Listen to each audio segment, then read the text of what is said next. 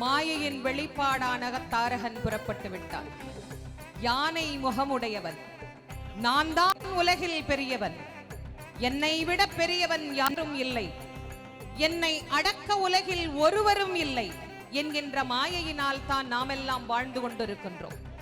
இந்த மாயை மட்டும் நம்மளை விட்டு நீங்கிருச்சுன்னா நாம் எல்லோரும் ஞானம் பெற்றவர்களாக என்றைக்கோ அவன் கடலடியை பணிந்திருப்போம். அந்த மாயை அத்தனை சுலபமாக நீங்கி விடாது.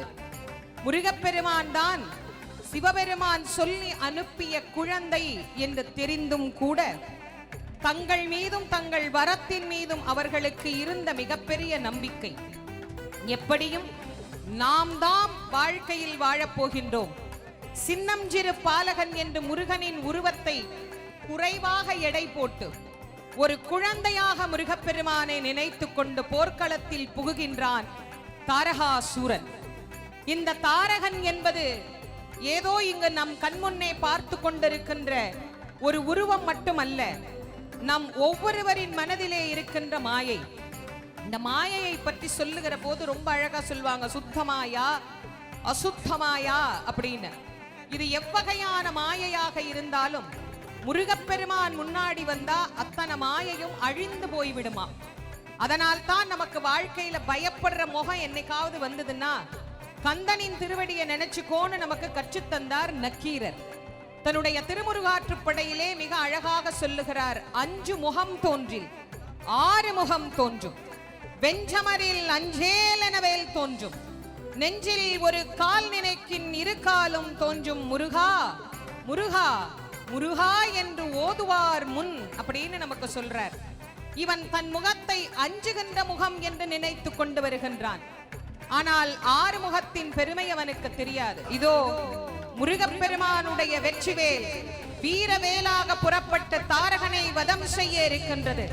தாரகனின் மாயை அழிவது போல் நம் ஒவ்வொருவரின் உள்ளத்தில் நிலைத்திருக்கிற மாயையும் அவன் அழித்து நம் எல்லோரின் ஊசலாடுகின்ற மனதை முன்னே சென்று பின்னே சென்று இப்படி போறதா வாழ்க்கையில அப்படி போறதா வாழ்க்கையில நான் ஆடிக்கொண்டிருக்கின்ற நம் மன ஆட்டத்தை எல்லாம் அவன் நிறுத்துகின்ற நேரம், நம் மனத்தை ஒருநிலைப்படுத்தி நம் எல்லோருக்கும் வாழ்க்கையில் வரத்தை வாரி வாரி வழங்க இதோ வேல் புறப்பட்டு வருகின்றது. வெற்றி வேல் முருகனுக்கு, வீரவேல் முருகனுக்கு, ஞானவேல் முருகனுக்கு, சக்கரவேல் முருகனுக்கு, உத்தண்டவேல் முருகனுக்கு, முத்துவேல் முருகனுக்கு, மந்திரவேல் முருகனுக்கு, ரத்னவேல் முருகனுக்கு, மரகதவேல் முருகனுக்கு, மாணிக்கவேல் முருகனுக்கு, வஜ்ரவேல் முருகனுக்கு, செந்தூர் கந்தனுக்கு, செந்தில் ஆண்டவனுக்கு. இதோ நம் அனைவரையும் ஆட்கொள்ளும் பொருட்டு நிதானமாக, மாயை அவ்வளவு சீக்கிரமாகவா விழுந்துவிடும், எப்போது அவன் தலை விழப் போகிறது என்று நாம் எதிர்பார்த்து காத்திருக்கின்ற நேரத்தில் கூட முருகப்பெருமான் பதட்டமே இல்லாது நிறுத்தி நிதானமாய் அவனுடைய உயர்வும் உலகத்திற்கு தெரிய வேண்டும் என்று பகைவனின் வலிமையை காட்டிக் கொண்டிருக்கின்ற நேரம் இது. முருகனை எதிர்த்தால் அவன் சாதாரணமானவனாக இருக்க முடியாதே, அவன் வலிமை படைத்தவனாகத்தானே இருக்க வேண்டும்.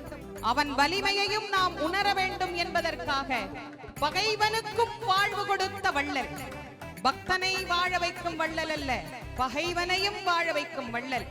அந்த வள்ளலான கந்த கடவுளிடத்தில் இருந்து ஆயுதம் புறப்படுவதற்கான வேலைகள் தயாராகி கொண்டிருக்கின்றது. அது வந்த உடனே முருகப்பெருமானின் மாயையிலிருந்து முருகன் மாயையை நீக்கி தாரகனை அழித்து நம்மையும் ஆட்கொண்டு அருளக்கூடிய அற்புதமான அந்த கணப்பொழுதை நாம் அனைவரும் எதிர்பார்த்து காத்திருக்கின்றோம். நீலச் சிகண்டியில் ஏறும் பிரான் எந்த நேரத்திலும் கோலக்குரத்தையுடன் வருவான். குருநாதன் சொன்ன சீலத்தை மெல்லத் தெளிந்தேற்றுவான். வெற்றிவேல் முருகனுக்கு, வீரவேல் முருகனுக்கு, ஞானவேல் முருகனுக்கு, கந்தனுக்கு, கடம்பனுக்கு, முருகனுக்கு, குமரனுக்கு, வேலனுக்கு, இடும்பனுக்கு, கார்த்திகேயனுக்கு, தண்டபாணி தெய்வத்திற்கு, சுப்பையாவுக்கு, சுவாமிநாத மூர்த்திக்கு, தகப்பன் சுவாமிக்கு, குகனுக்கு, முத்துக்குமரனுக்கு, இதோ முருகப்பெருமானின் வீரவாள் வெற்றிவாள் வேலை தொடர்ந்து வந்து